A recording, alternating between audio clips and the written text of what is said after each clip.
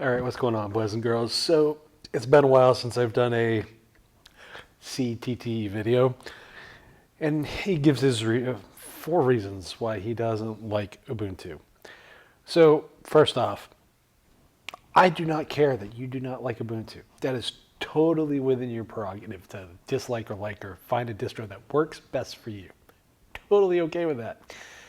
It's the fact that you rag on this distro constantly and you you can't put your own personal biases aside.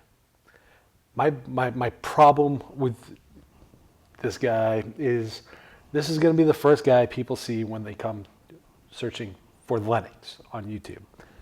And that would be perfectly fine if two things. He didn't get factually wrong information on a good portion of his stuff. And if he also did this weird thing and put his personal biases aside as far as his distro of choice. You can say, oh, well, he still suggests Ubuntu or Linux Mint or Ubuntu-based distros. That's not the point. The thing that I hate about this, and people, this is what drives me up a fucking wall. Ubuntu is the one that got us OEMs. Go back to a time before Ubuntu. You weren't going to find readily or easily a Linux distribution pre-installed on hardware on an OEM site like Dell. There was just no fucking chance in hell. At one point, yes, 99 when VA Linux came out and was like one of the biggest tech draw companies on opening day. But after that, it went nowhere. It tanked. Linux hardware just went poof away.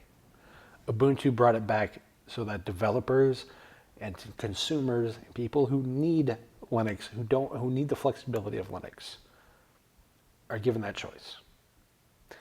So let's get into his reasons. I pre-read the description, so God help me, this is going to be one of these videos. So in today's video, I'm going over why I don't like Ubuntu. Now, I made another video called Ubuntu's the Devil, and it's gotten a lot of views, but a lot of people roasted me in that video, and rightfully so, because it is the worst received video on this channel by far. However, I didn't state really definitive, specific reasons why I don't like Ubuntu, so that's what I'm going to do in this video, and you're not going to have to watch the whole video if you just want to get the bullet points here. And they are, number one, I don't like its update cycle. I don't like how it does updates. Number two, I don't like the Gnome desktop environment, that stock look and feel and workflow. Number three, snaps. I don't like how it's centrally controlled and just used in this environment, and how people are getting vendor lock-in in Linux too canonical, which is scary. And then four, I don't like a lot of its old history. Its business practices is something that raises an eyebrow. Some of the things it's done as a company have just been downright bad for the consumer. So those are the four things I'm covering in this video. So let's jump on the Ubuntu desktop and go over these things. So this might surprise people. I'm going to give this dude some props for actually, going into some solid reasons as opposed to just calling something the devil. So I'll give him props on this. I already got a distinct feeling him and I are going to disagree on the reasonings and the crap that he's got to say. Let's roll into it.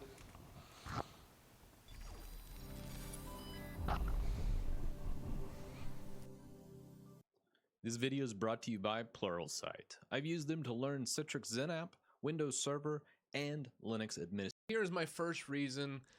It's updates. I feel it almost feels reminiscent to Windows to me. It constantly is prompting me like this. Hey, update your software. I close out, I'll reboot. This will reprompt me and say, hey, there's updates available. Please update.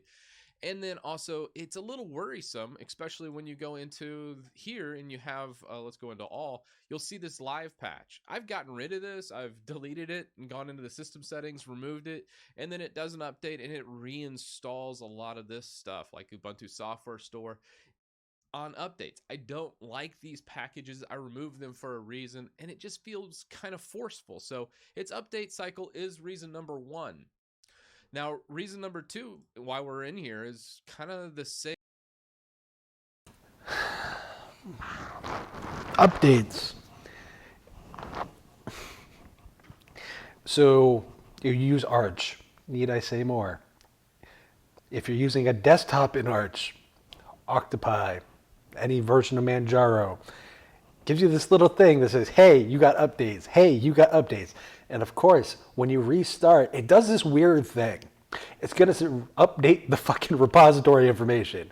Novel. So it's going to tell you, hey, you have updates. That's any fucking distro. Same thing, and it really goes into the desktop environment. Gnome, most people know, I don't really a big fan of Gnome, or Gnome as some vets call it. It feels kind of clunky, and some of this is just how it's laid out. You see these animations and those types of things. While this makes it look a little pretty, a lot of times it does make it feel clunky and a little bloated, it feels like. So I've always said this about Gnome and why it's not my favorite, but it also kind of compounds onto reasons why I don't like Ubuntu. However, you can customize this. However, if you're going to really customize Gnome and start making it look like Windows and other things, which I've done videos on how to do this, it's just not a good idea. If you're going to go ahead and really change a lot of things about how Gnome functions and a lot of the aspects of Gnome, you should probably just change your desktop environment to something that more closely resembles your preferences. That's what I've done, and I've been so much happier since doing that. So if you're Okay, so this, your criticism is of their desktop of choice.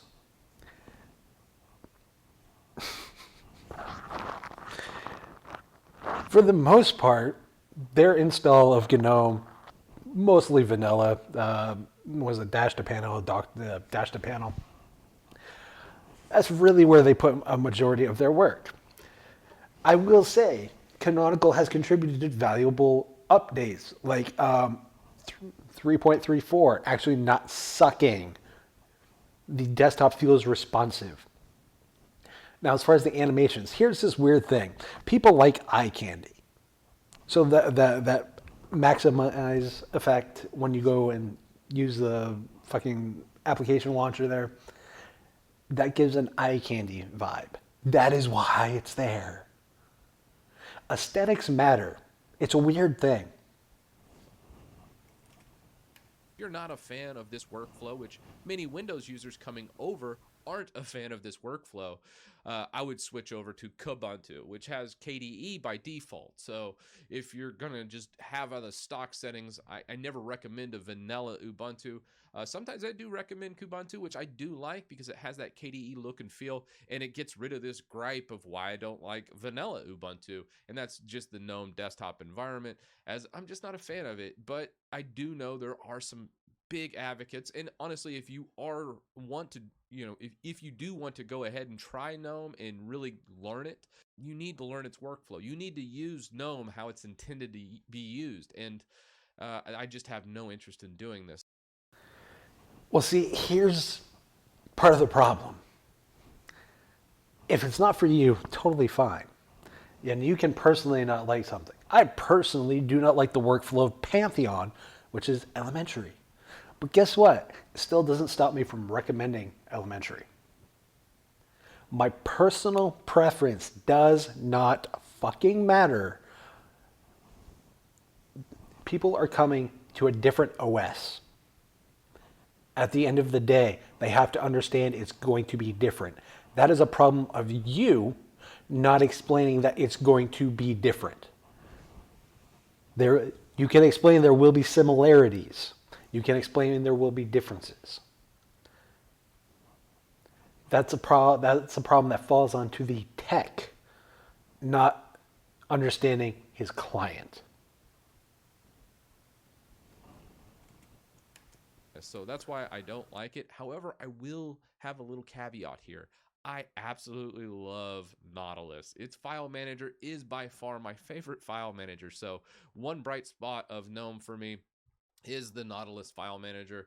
I I tweaked this out a little bit, but my goodness, it is very pretty. It just feels nice to me. So I do love its file manager and why you see me sometimes use it on other desktop environments, even though that's kind of frowned upon. All right, so let's get into reason number 3, and that is snaps. Snaps are something that is used and it's very easy. I've even done videos on how to use snaps and also utilizing it for, let's say, a Nextcloud server. It's really easy to set up snaps, and in the server environment, it's not as noticeable, but it still is. It's a little bit cumbersome. So, like, let's say we go into terminal and we go sudo snap install Chromium. This makes it really easy to install something, but at the same time, it runs just a little bit slower. And another bad thing about Snaps is its central repository is basically owned by Canonical. It's proprietary. Their back-end server source, nobody can really get to that except Canonical. So it's very reminiscent of the Microsoft Store. It's got that vendor lock-in feel to me, and that's so anti what I want to get away from. I really don't recommend snaps because of this. I always say use flat packs instead of snaps, but as you see here, I went ahead and installed Chromium, and it installs, and it's so darn easy and simple. That's why so many people love snaps. But I caution people about using snaps just because, well, it's owned and run by Canonical. Everything in it is curated by Canonical. If Canonical wants to start charging or putting other, paid apps in there, they totally can, and it is a locked store. Oh no, how dare we have a way for actual useful applications to also make money? I don't see you bitching and complaining that Crit is in the App Store on Windows and they charge for it there. Hypocrisy is a great thing. So I caution people from really using snaps that much, but at the same time, I gotta admit, it's so darn simple that I see why people do it. So if I were gonna use this through an app package, Chromium, you gotta install some of the dependencies, and sometimes those dependencies aren't found, or it makes it a little harder. But the fact they're moving towards this centralized store, I don't like. And the fact that Chromium was working just fine using APT, so let's go ahead and remove this. All right, so Chromium's removed, but I wanted to do some digging. Why would they do this? Is it just all nefarious, like I've said here? Not really. It's not to push people towards the Snap Store. Maybe a little bit is there, but also there was an article I read, and I went directly to Chronicle's website, which is this right here. The short version, because I'm going to bang my head off a wall. The dependencies and stuff that are going to be in 1404, which is was still supported, or companies that are still using 1404, 1604, 1804 that are on those LTSs are going to be different. So a containerized app makes fucking sense. End of story. Not hard, logic. Wow, brain blown up. It's snapcraft.io, and they specifically said, hey, we're moving everything in pretty much Ubuntu 19 and past to a Chromium Snap. The reason being is just for system integration. They really need to do a lot of work apparently, and it was kind of cumbersome for them to keep up with APT, or the app package install. So they decided to put it in a Snap. This does mean it runs a little slower than if you did it through APT, which I'm going to go ahead and show that real fast. But it's the reason being is just for more integration and the ability to make sure everyone has a seamless experience. So that's the reason for Snap's push on Chromium, and also a little bit of that window lock-in. I'm sure it is kind of nice locking people into the Snap store, getting people used to it. But this is a big reason why I just don't like Snaps and I don't like Ubuntu. So some of the history is also why I don't trust Canonical or Ubuntu and why I don't want to use them as a desktop environment. One, if you just Google Ubuntu Amazon spyware, at around version 14 or 15, they actually bundled in and were tracking users and turning over that information to Amazon. They did this obviously for monetary reasons, but the fact they even thought that this was going to be an okay thing gives me pause for concern. Okay, so the Amazon App Lens thing, it was stupidly implemented, and the search results were junk. It was anonymized. It was sent to canonical servers first, and it was anonymized when it was being sent. Amazon got the anonymized data. The whole point was Unity. Unity was an end-all, be-all, search-all, internet, etc. There's actually lenses, novel idea. See, you're too new to Linux, so you might not know this. When Unity was around, the whole idea was to make the web browser and everything else, bring it down into a one search area. That's why there were lenses for Wikipedia and Spotify and all these other different things. The app lens, the Amazon lens that you're particularly talking about, was just shittily implemented and shittily announced. And so it was just a shit product. That was the problem.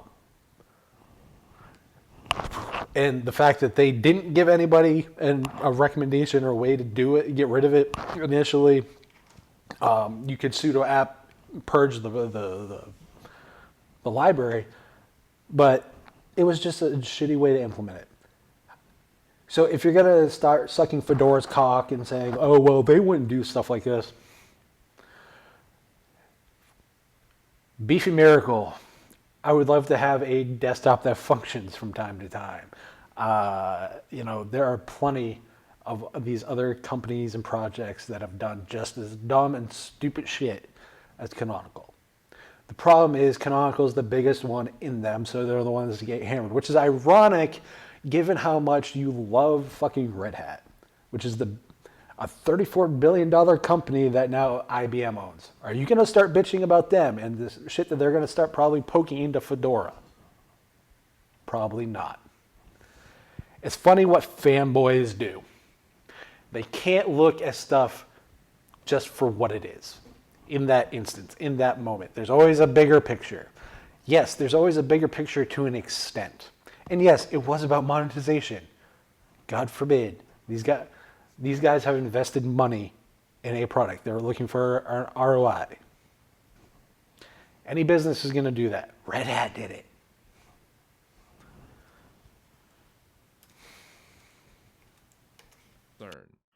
So the second big thing that kind of in their history that I really kind of puts a bad taste in my mouth was the Ubuntu One project. They tried to do like this complete cloud suite, kind of like Google does, and kind of get their feet wet into that realm and try and monetize it using proprietary software.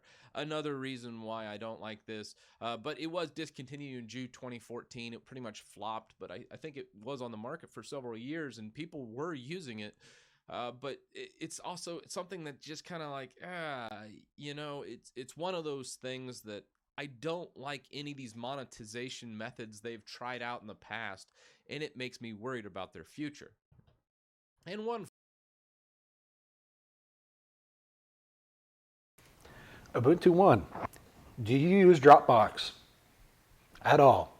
Do you use any cloud syncing services ever that you have paid for? Then shut the fuck up. Simple as that. There was interesting things that they were trying to do with Ubuntu One. They had a digital music store from 7 Digital that you could actually buy music from, and it went to your Ubuntu One account. You could actually take all your settings from one Ubuntu machine and transfer them to another. There was integration that made it a good thing for the consumer.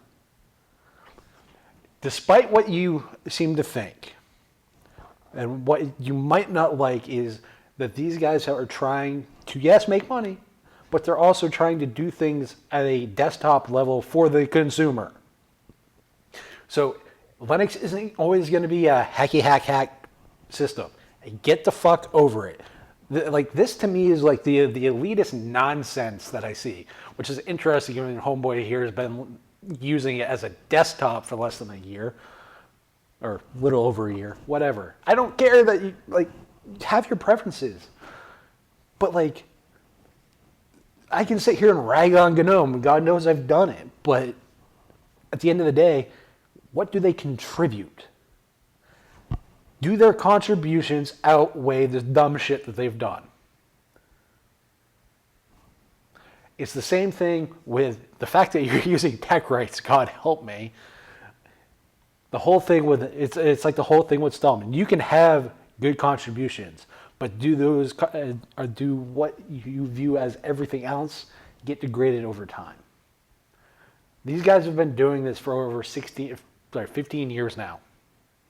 I would say 4 or 5 mistakes over that 15 years is pretty damn good for a company. Because I'll be brutally honest, the last time you did a video, I caught 4 or 5 mistakes in that one video. Can you at least Wikipedia when fucking distros were made? Final thing, and this is a tech rights article, and I don't like tech rights. I think they're very tinfoil hattish, and a lot of their sources are. So, okay, let that sink in. I don't like, quoting him, I don't like tech rights and their tinfoil hattish. Then why the fuck? Because, why the fuck are you using them as a source? Because you're trying to justify your take and your view on a company. You're looking for vindication in your outlook on something. But yet you don't agree with their tinfoil hat mentality. Am I the only one that finds that fucking ironic?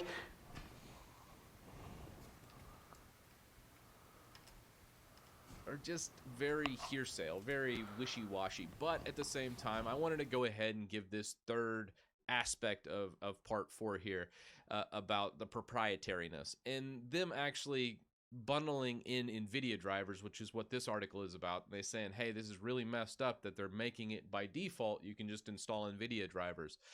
And they're doing this mainly just for ease of use. People just want to turn their computer on and have it work. And you can't do that with an NVIDIA graphics driver. That's why I use AMD graphics drivers here. But at the same time, I actually respect Canonical in this regard, using Ubuntu's NVIDIA proprietary drivers, because if you have an NVIDIA card, you want it to work, and you're going to download those drivers whether or not they're open source or proprietary. So this whole article I thought was kind of junk, and I was going to just kind of throw out. I wanted to go ahead and give this point of view because this is some, I want to say, very, very fringe ideas of some people saying everything has to be free and open, and that's not my beliefs. And I want to go ahead and just kind of put this to balance out this video a little bit. Them including Ubuntu's proprietary drivers is a good thing, mainly because, well, people need their graphics cards to work, and using the NVIDIA proprietary drivers is fine. Otherwise, people were using PPAs. It was kind of hacky, and you could do like the third-party install tick boxes, and it was just an unnecessary step that everyone was going to do anyway. So them adding this and installing it by default is something that I'm a bit of a, hey, I think it's a good thing. I don't mind it in this regard. So I don't want you to think that I'm completely against all proprietary software, because some of it, well, is just a necessary evil. And them kind of tearing Canonical apart or Ubuntu for doing this, I think is just a little silly. And there you have it. That is the Ubuntu desktop. Why I don't like it. Why I don't like this distribution. I think it is pretty horrible. And the company itself that backs it, I don't particularly like. I think they've made a lot of bad decisions, and I think they continue making bad decisions. So I don't see much of a future. Why I never recommend Ubuntu, at least the vanilla Ubuntu experience. There have been times I've recommended Kubuntu because it doesn't have a lot of the problems with the updates or the desktop environment environment, but it still has a lot of those backings that scare me a little bit, to be honest. So those are the 4 reasons why I don't like it. And now let me know your reasons why you do, because I'm sure the comment section people are already feverishly typing away, and I always look forward to reading all these comments. But at least this should shed a little more light of why people say I don't like Ubuntu and why I specifically don't like them. Then don't like them. That is totally your fucking prerogative. But if you are going to willingly take away a choice from somebody else, you are no better than any other free software only zealot. Oh, I don't like Gnome. I'm not going to make any Gnome based distro recommendations. No, I'm not that fucking petty. There's a difference between understanding what, hey, personal distaste, personal dislike, and taking away choice from people and being able to direct them. If people need support, Canonical is going to be the company that most proprietary vendors or hardware or software target. That's just reality. So take your personal disdain and have it, but don't take your personal disdain when making recommendations. I have a personal disdain for you because I view your content as garbage for new Linux users because it's usually got some shit that's wrong. But if people like your content, they can like your content all they want.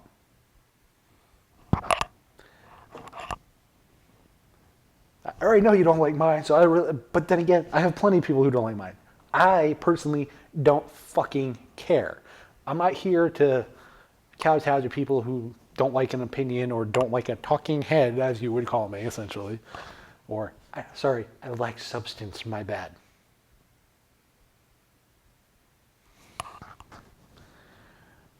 Anyway, my take on this, have your personal preference, have your personal opinion.